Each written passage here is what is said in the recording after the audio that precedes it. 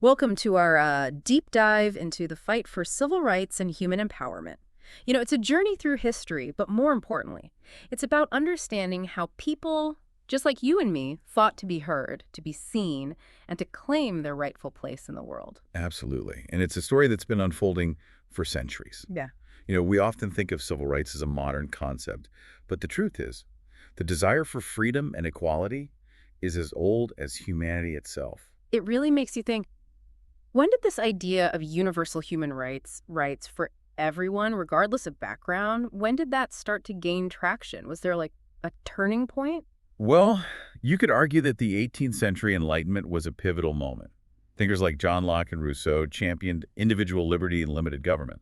They argued that all individuals are born with inherent rights. But wasn't there this huge contradiction? Like, nations were declaring these grand ideals of liberty while actively engaging in slavery and colonialism? It's a bit jarring. How did they reconcile those two things? It is a fascinating paradox, isn't it? Mhm. Some Enlightenment thinkers tried to justify slavery through some really twisted logic, claiming that certain races were inherently inferior. It exposes the limitations of even the most progressive ideas when confronted with deeply ingrained power structures. It's a reminder that progress isn't always linear, Right. right? There are these leaps forward, but then these regressions and inconsistencies. Exactly. And speaking of inconsistencies, let's shift our focus to the American Civil Rights Movement. We often assume that the abolition of slavery in 1865 marked the end of racial inequality in the U.S. But as your sources highlight, the reality was far more complex. Right, because in place of slavery came Jim Crow laws, which created a whole new system of oppression for Black Americans. How did Jim Crow go beyond just physical segregation? What were some of the ways it impacted people's lives that aren't as obvious? It's a great question. Jim Crow was designed to be insidious, to seep into every aspect of Black people's lives. For example, literacy tests and poll taxes were used to disenfranchise Black voters. They were denied access to loans and fair housing opportunities, trapping them in cycles of poverty. It was about controlling and limiting their opportunities at every turn. So it was about stripping away their dignity and agency in a very systematic way. Absolutely. And it's against this backdrop that we see figures like Rosa Parks emerge, who in 1955 refused to give up her seat on a segregated bus in Montgomery, Alabama. That quiet act of defiance sparked a movement.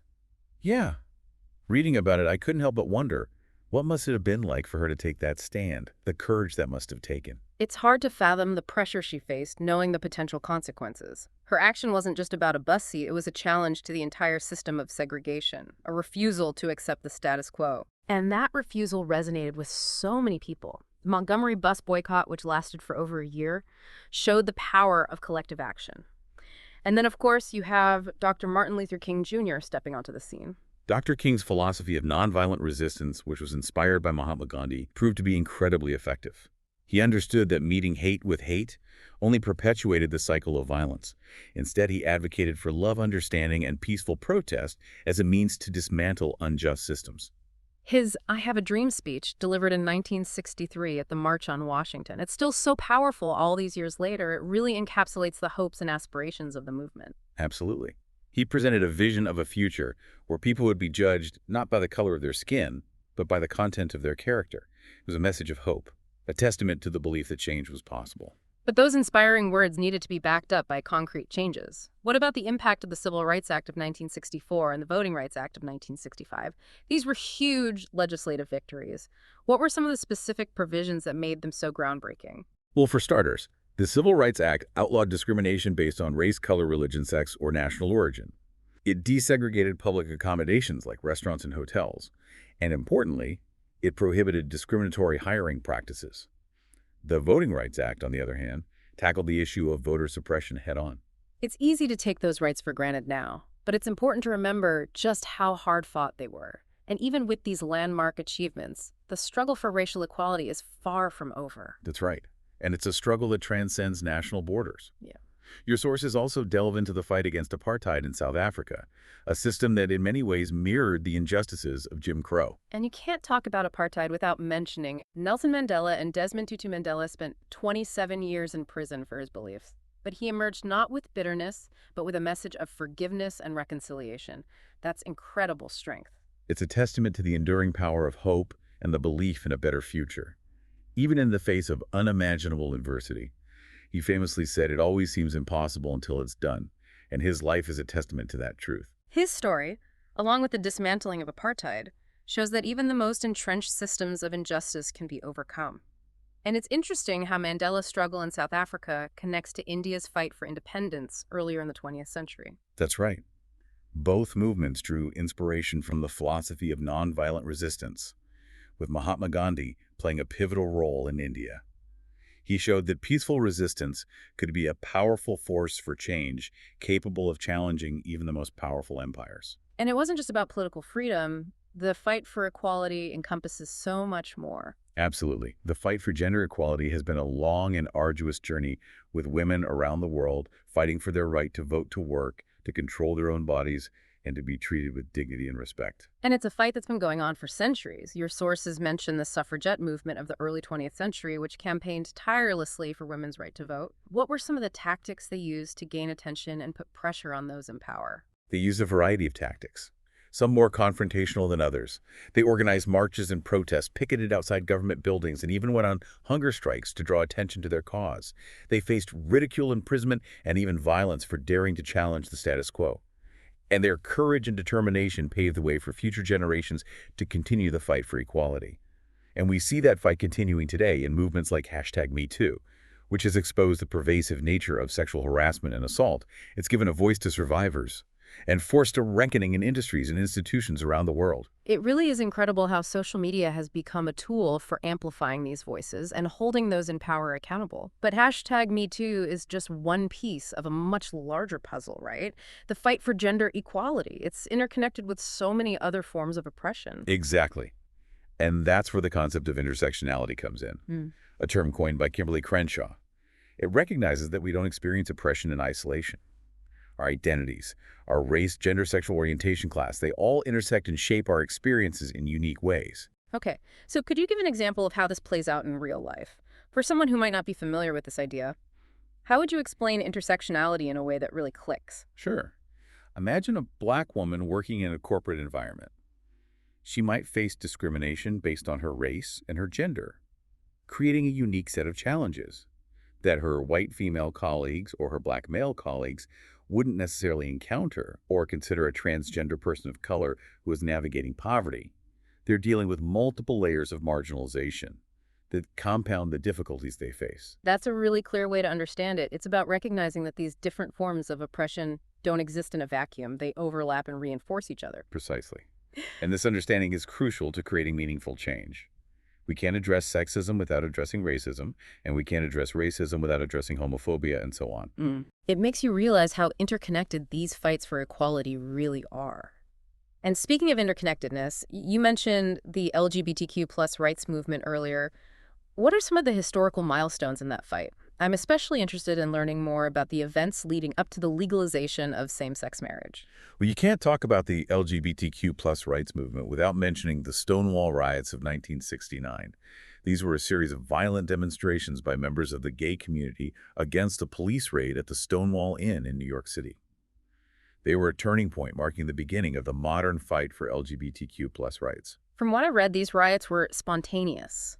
Right. Right. It was this raw outpouring of anger and frustration at decades of harassment and discrimination. That's right. It was a visceral reaction to the constant threat of violence and persecution. The riots brought much-needed visibility to the movement and galvanized LGBTQ plus people to fight for their rights more openly and forcefully. And in the decades that followed, we saw the emergence of powerful figures like Harvey Milk, who was one of the first openly gay elected officials in the United States.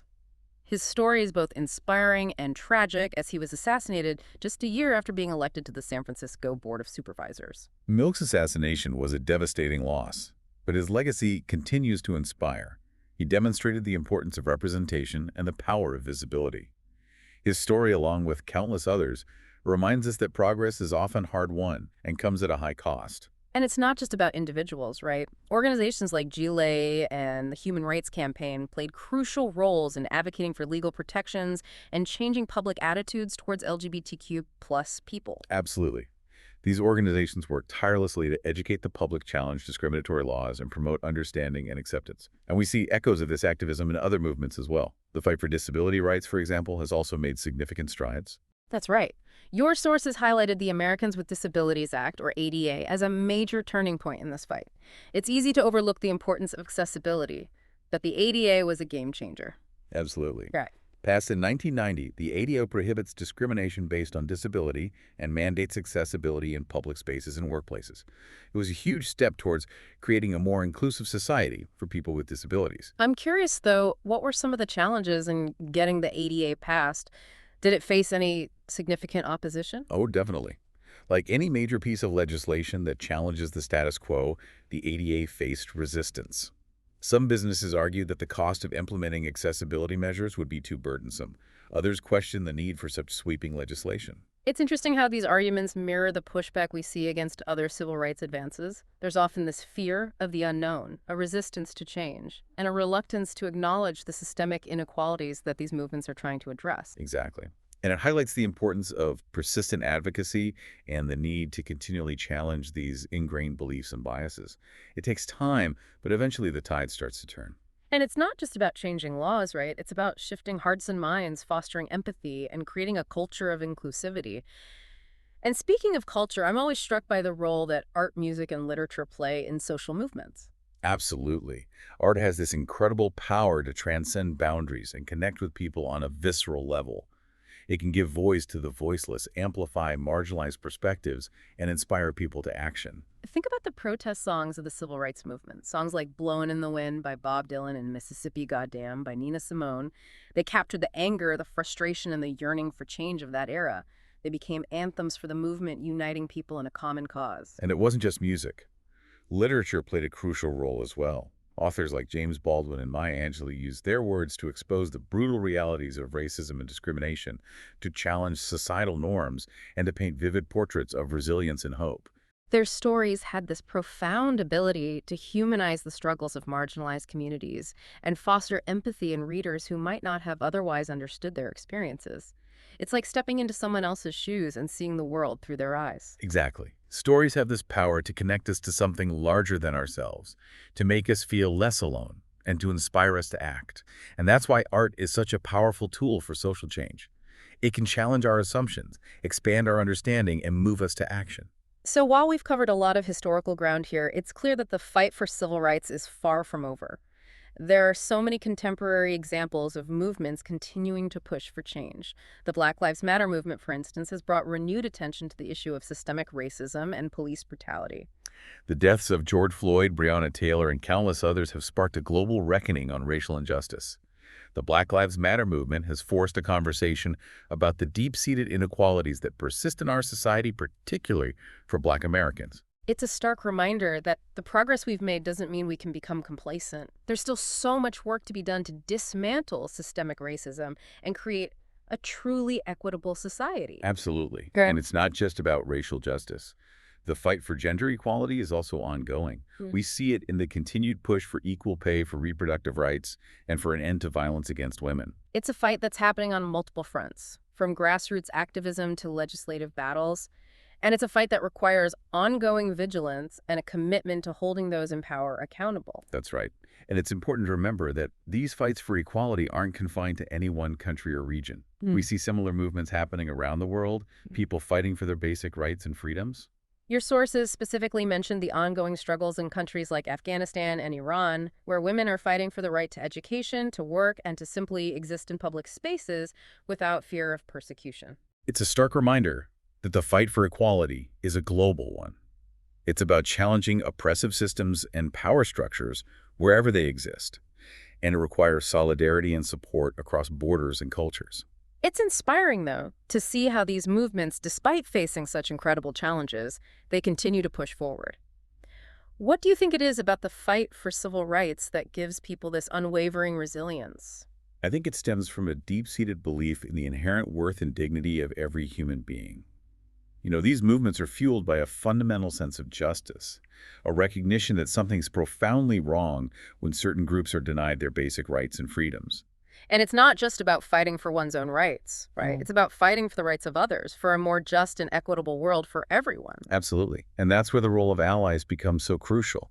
It's about using one's privilege and platform to amplify marginalized voices, to challenge prejudice, and to advocate for change. So for those of us who want to be effective allies, what are some concrete steps we can take? What does meaningful allyship look like in practice? Well, it starts with listening and learning. Educate yourself about the issues. Listen to the experiences of those who are directly affected, and understand the systemic nature of these problems. Then use your voice and your platform to speak out against injustice, to challenge discriminatory practices, and to support organizations that are working to create change. It's about recognizing that we all have a role to play in dismantling these systems of oppression. Right. It's not someone else's problem, it's a collective responsibility. Exactly. And it requires a willingness to be uncomfortable, to challenge our own biases, Yeah. and to acknowledge the ways in which we might be complicit in perpetuating these inequalities. It's a journey, not a destination. Absolutely. And it's a journey that requires constant self-reflection and a commitment to learning and growing. Absolutely. And amidst all the challenges, it's important to remember that progress is possible. Throughout history, we've seen movements achieve incredible victories, dismantling oppressive systems and expanding rights and freedoms for marginalized communities. It's a reminder that even when the odds seem stacked against us, change can happen. And that's a powerful and hopeful message to carry with us. It is. And as we conclude this deep dive, I want to leave you with a thought to ponder. We've explored the historical arc of the fight for civil rights, the interconnectedness of these movements, and the ongoing struggles that persist today. But the question remains, what role will you play in shaping a more just and equitable future? What boundaries still need to be broken, and how will you contribute to breaking them? The fight for civil rights is a fight for humanity itself, and it's a fight that requires the participation of each and every one of us. Thanks for joining us.